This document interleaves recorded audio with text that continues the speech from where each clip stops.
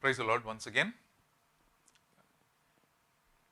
We are going to look at the life of King David. At some point in his life, David was going through some kind of serious illness, and he was on his sick bed. And that was the beginning of several problems that followed in his life. His enemies were using that particular situation David was in and took advantage of David.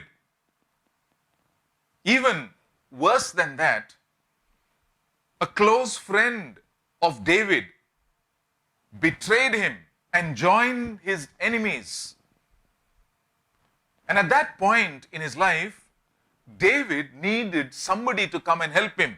So David was crying for God's mercy upon his life, God's healing in his life, and God's help at this moment to overcome the problems he was facing, and that nobody would harm him. Helplessly on his sick bed, not able to move, David called on the Lord to show him mercy. I read a few verses in Psalms 41, verse 4, 3 and 4. The Lord will strengthen him on his bed of illness. You will sustain him on his sick bed. I said, Lord, be merciful to me. Heal my soul, for I have sinned against you. David complains about the behavior of his enemies towards him while he was sick on his bed. They tried to insult him. My enemies speak evil of me, verse 5. My enemies speak evil of me. So he was telling the Lord that my enemies are speaking evil against me. They are trying to ruin my reputation. And they longed for my death. They were waiting when this man would die off and his name will perish from this world. They envied him. They were jealous on his name and the great honor, the glory that David had won, and thought that if he dies, everything will be buried along with him. His name would be buried. He would perish. But did that happen? No, absolutely not. His name still lives and flourishes till this day through his sacred writings in the Bible, and will continue to do so till the Lord's coming. We can imagine how his enemies pretended to be friends and said things that they should not say while David was on a sick bed, suffering. David's spirit was crushed. He was very hurt and upset because of these unfaithful friends who were pretending to be very concerned about David while he was going through the sickness on his bed, while they were actually in their mind hoping that this man would die. These hypocrites would visit David, pretending to be his friends, offering words of sympathy, offering words of encouragement. In verse 6, he says, and if he comes to see me, he speaks vain words. His heart gathers iniquity to itself. When he goes out, he tells it. Their motives were wrong when they came to visit David. They actually came to gather more information about David's condition. And after gathering that information, they would go out and spread it out, gossip about David all around. They first gossiped among themselves, then they went out and spread that gossip all around about David's condition. They imagined the worst that would happen to David while he was sick. I would read verse 7 and 8 because we're going to focus on verses 9 to 11. All who hate me whisper together against me. Against me they devise my hurt. An evil disease, they say, clings to him. And now that he lies down, he will rise up no more. He will rise up no more. All who hate me whisper together against me. Against me they devise my hurt. So they whispered together against David, secretly speaking to one another's ears and saying, when will he die? You know, when your best friend turns into your enemy, that's the greatest hurt that anyone can go through. The greatest betrayal anybody can go through in their personal life.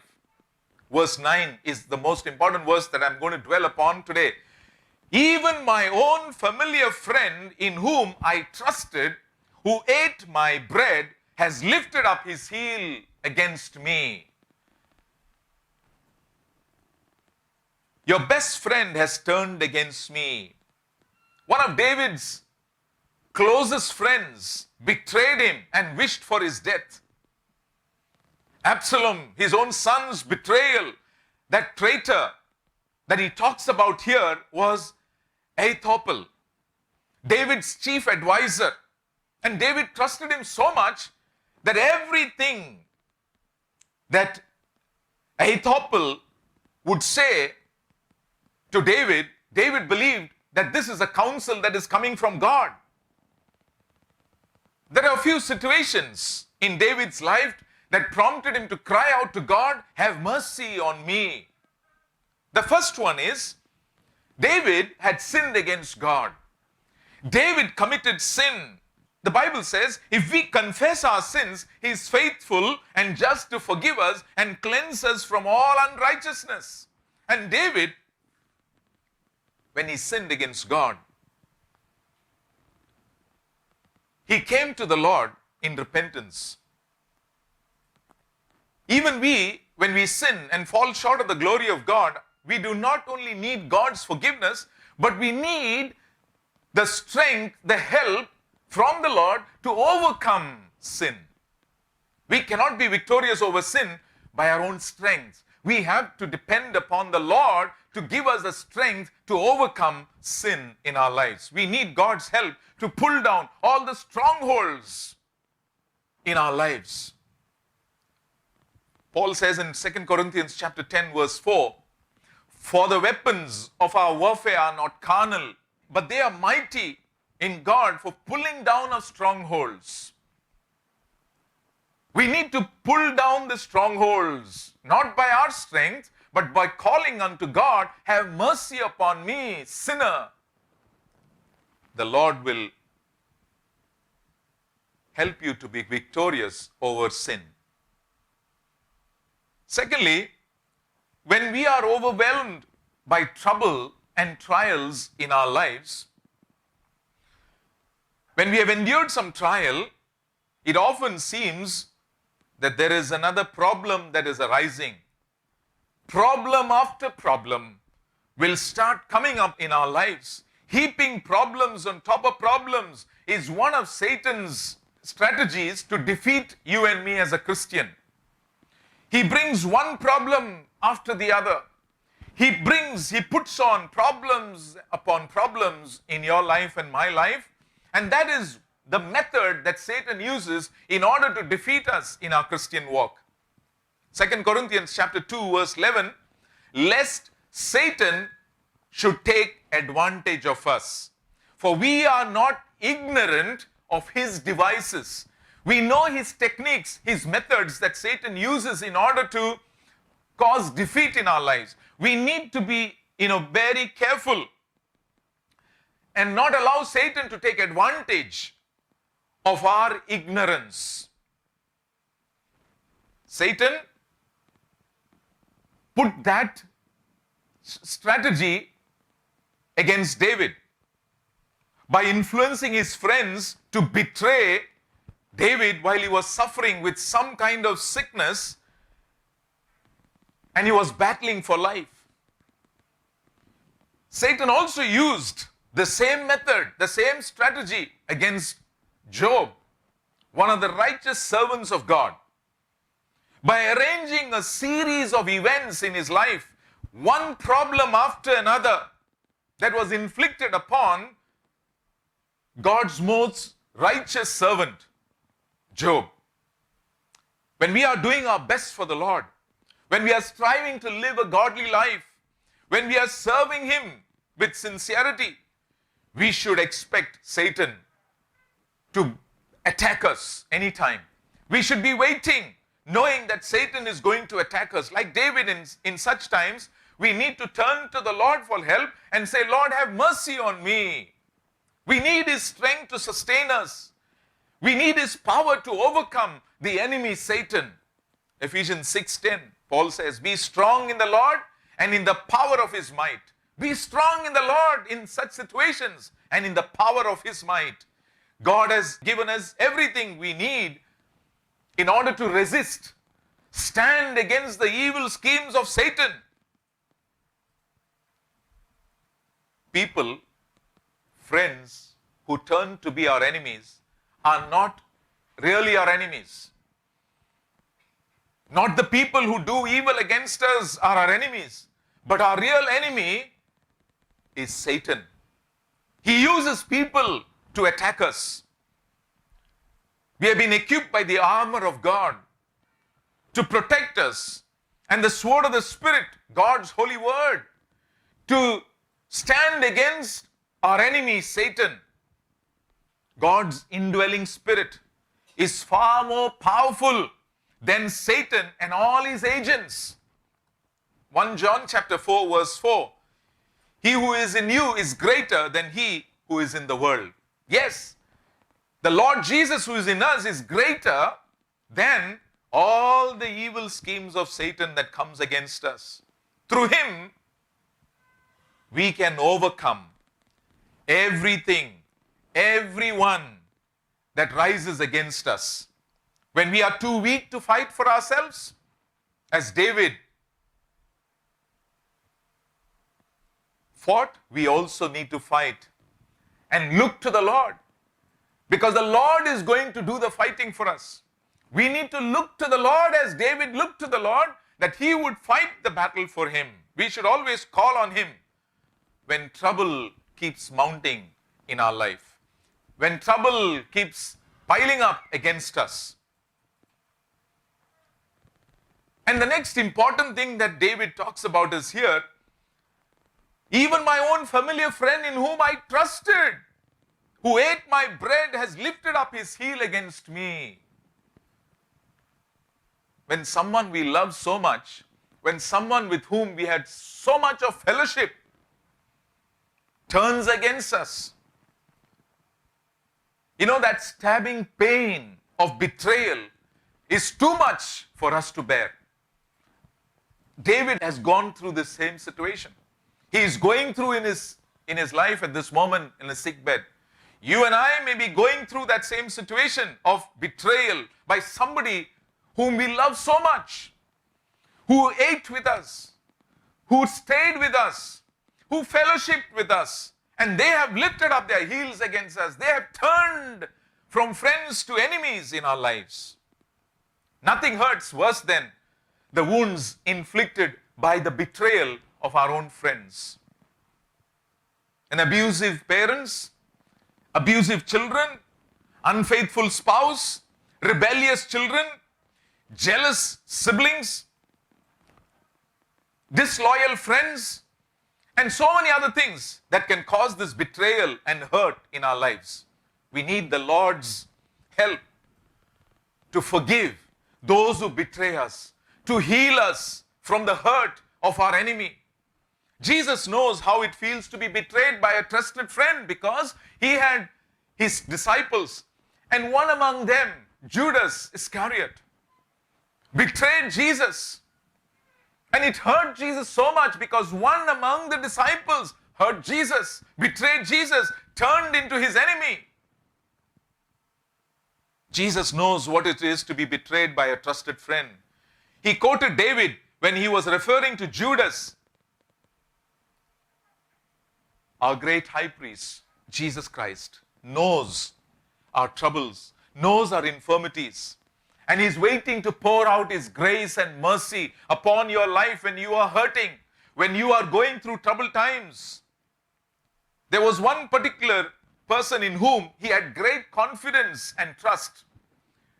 David's situation became more bitter because among his enemies were those who were once his familiar friend. David was betrayed by his own son Absalom, and many familiar friends who probably, one of them he means Ahithophel, who had been the closest friend and the prime minister of the state, in whom he trusted and depended upon while dealing with his enemies. And he ate with him at the same table. He was very intimate with this person in whom, he trusted so much. He would invite him to sit at the table and eat with him. He knew what it was like to have a trusted friend, those who had close relationship with him, who ate with him, and then they betrayed him. That was a biggest hurt in the life of David at this moment. John chapter 13, verse 18, Jesus quotes here in this verse, "He who eats bread with me has lifted up his heel against me," Judas Iscariot. Jesus did not forsake him. He did not just leave him alone. He made him the treasurer among the disciples. He was given a very important post because he trusted his own disciple so much. But that disciple turned out to be an enemy and betrayed Jesus.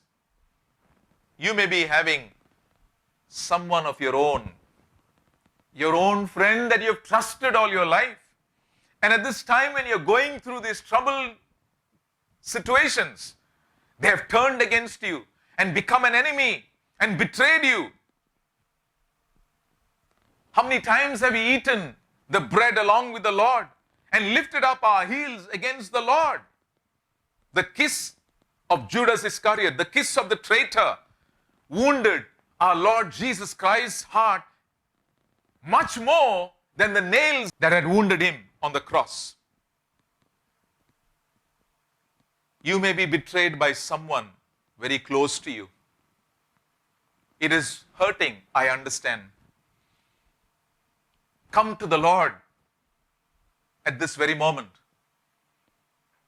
and cry out to God for mercy and say, "Lord, my own family member, my own friend who was so close to me has turned his heel against me or her heel against me and become my enemy.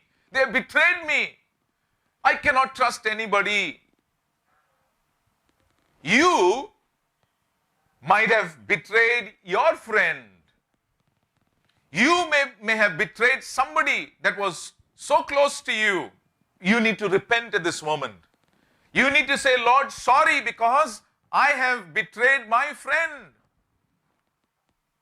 They trusted me so much, but I lifted my heel against them." So you need to repent and come to the Lord and say, "Lord, have mercy upon me." Asking mercy for God's healing and restoration.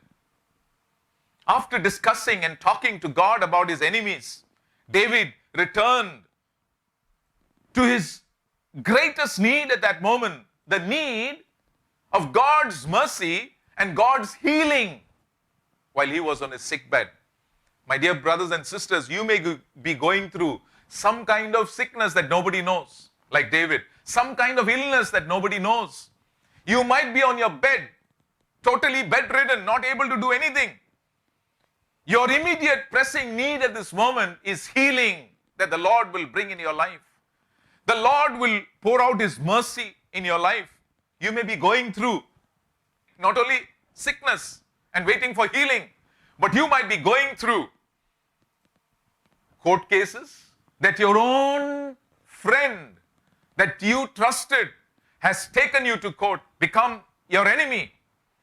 You're fighting that battle. Cry out to God for mercy, that God would bring deliverance and bring justice to you. David prayed not only for forgiveness and deliverance, but he also prayed for triumph, to be victorious over his enemies. You and I need to do the same. We need to pray for God's mercy and help against our enemies. Then he goes on to say in verse 10, "But you, O Lord, be merciful to me and raise me up that I may repay them. By this I know that you are well pleased with me, because my enemy does not triumph over me." My enemy will not triumph over me when your grace and mercy is upon my life. As for me, you uphold me in my integrity and set me before your face forever. Verse 12 is very important, the last part. And you set me before your face forever. Two important attributes of God that we see here in verse 10. His mercy and his justice. People coming against David, these evil people who rose not only against David, but they came up against the Lord, who had chosen David to be the king.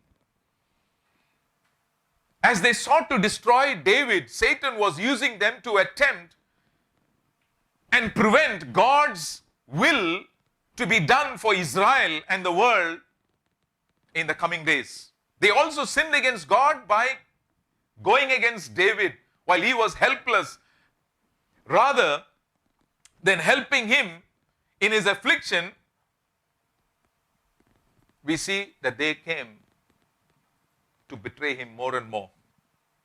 How did David bear all this behavior of his own friends who became his enemies? He prayed to God that they would be disappointed. His enemies would be disappointed. His enemies would be defeated and not be successful. He said nothing to them, but turned himself to God. "O Lord, be thou merciful to me, for they are so unmerciful to me. My own friends who became enemies are unmerciful to me. So you please be merciful to me, O Lord. They tried to run me down. They tried to put me down. But Lord, you raise me up from my sick bed and you help me." And they have been saying that he would never rise up from this sick bed, he would die. But you would do the opposite and raise me up. Is there sin in your life that is troubling you? You need to confess, repent and confess to the Lord, and you need to call out to God, "Have mercy upon me." The Lord is going to help you to be victorious over your enemy, Satan, and over sin and every situation and circumstances in your life. David prayed that the Lord would bring peace to his troubled heart. How many of us are longing for peace in our lives? How many of us are longing for the peace of Jesus Christ to fill our hearts and minds? Even though he had sinned against God, God disciplined David. David was assured of God's favor. My dear friends, if you and I have sinned, the Lord's discipline, the Lord's correction is going to be on us. But God also assures his favor upon us, his grace upon us, his mercy upon us. We see this very clearly in the fact that his enemies had not prevailed against him. They had not been victorious against David. They were not successful in their plot. In spite of his helplessness, the Lord was his help. David assured himself that his enemies would be disappointed at what the Lord was doing in his life. When you call unto God for mercy during troubled times, the Lord is going to make your enemies disappointed. By this I know that you are well pleased with me, because my enemies do not triumph over me. We notice that all the benefits mentioned here in verse 11 and 12 are in the present tense. David did not believe that God would bring them to him, but he believed that he had already received them. You and I need to, in faith, trust the Lord that he has already done He has already fought the battle for you. He has already brought victory into your life. He has already made you successful. He has already healed you. In the name of Jesus, and say, Amen. Yes, Lord, it is done. So in the present tense, He is doing it in your life right now, and He has done it for you. As for me, you uphold me in your integrity and set me before your face forever. David was aware of his sinfulness. That horrific sin with Bathsheba was troubling him day and night. All the days of his life, now while he was on his sick bed, he examined his heart. Throughout the days and nights while he was on his sick bed, bedridden, he knew in his heart that he was a man of integrity. That is what he says here in verse 11. His heart was devoted to the Lord. He rolled over in Israel with sincerity and truth. The Lord assured David of his promises to the upright in heart. He would uphold David. He would sustain David throughout his life. That he would dwell in God's presence throughout eternity. David prayed that the Lord ministered the peace that passeth all understanding, that Jesus alone can give, would fill his hearts and his troubled spirit. God assured David that he was going to fulfill his purpose in the life of David.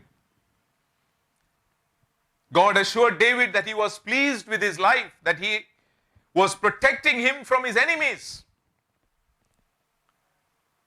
God assured David that he would sustain him and that David would live eternally with him. My dear friends, that's applicable to you also and to me also when we cry unto the Lord, recognizing our sin, repenting and asking for the Lord's forgiveness. The Lord will fulfill His purpose in your life and my life, and He would protect you and me and help us to be victorious over our enemies, and He would help us to live eternally with Him. As we surrender our burdens to the Lord through prayer, He will fulfill your heart's desire with His peace.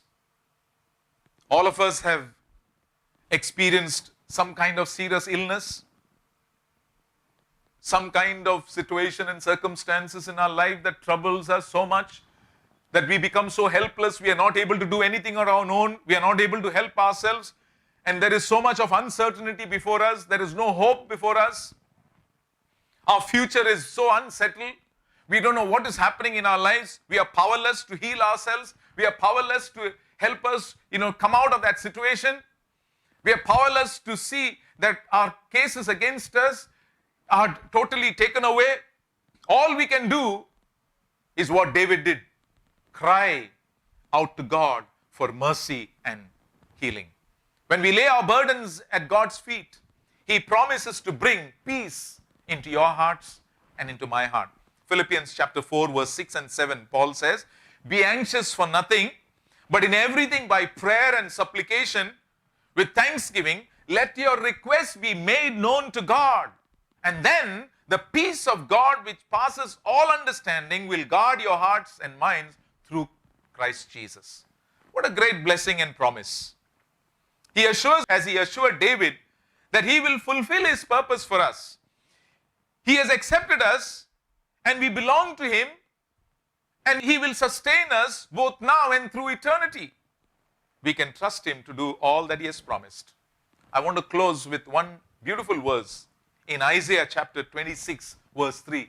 Isaiah chapter 26 verse 3. You will keep him in perfect peace, whose mind is stayed on you, because he trusts in you. What a beautiful passage.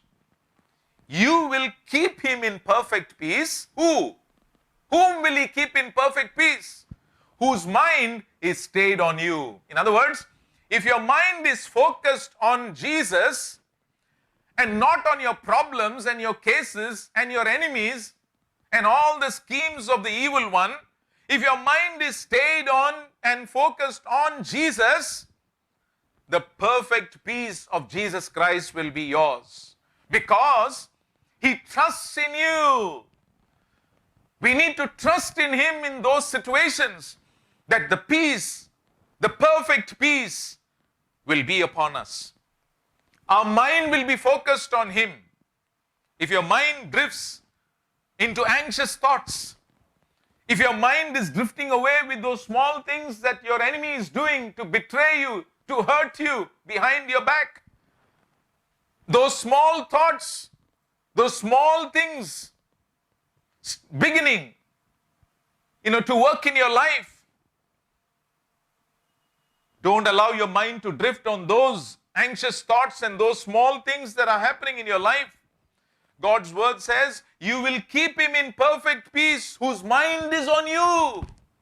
Put your focus on Jesus and take away your focus from these small things that are happening around you. Don't think what to do about the situation. Don't plan things, but put your mind on him. Put your trust in him. The bigger God becomes in our heart during those troubled times and the times, difficult situations we go through, the smaller my sickness will become, the smaller my case will become, the smaller my challenges will become, the smaller my situations will become. The more we look and focus on Jesus, the small our problems will start, becoming. So we need to hold on to this verse. You will keep him in perfect peace, whose mind is stayed on you, is focused on you, and because he trusts in you, you will give him perfect peace.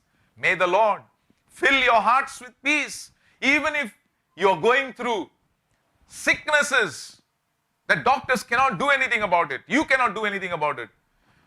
When you are going through situations when your own friends have lifted their heels against you and turned out to be your enemies, focus on Jesus. Let your mind stay on Jesus. Trust in Jesus.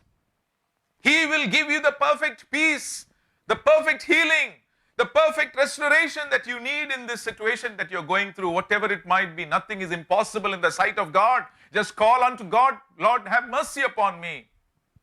Heal me, deliver me, and lift me up from this situation. Even against this betrayal, I would never leave you nor forsake you, says the Lord. He is going to be with you now and forevermore. May God bless you, my dear brothers and sisters. May the peace of Jesus Christ rest upon you, even in this situation that you're going through, that you may feel the joy of the Lord in your life. Amen.